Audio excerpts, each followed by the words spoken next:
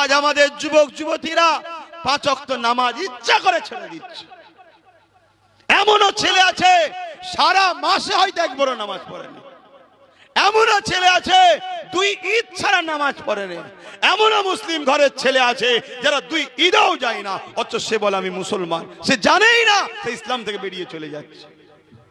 এ যুবকরা, ভুল করছো, পরিবর্তন হও।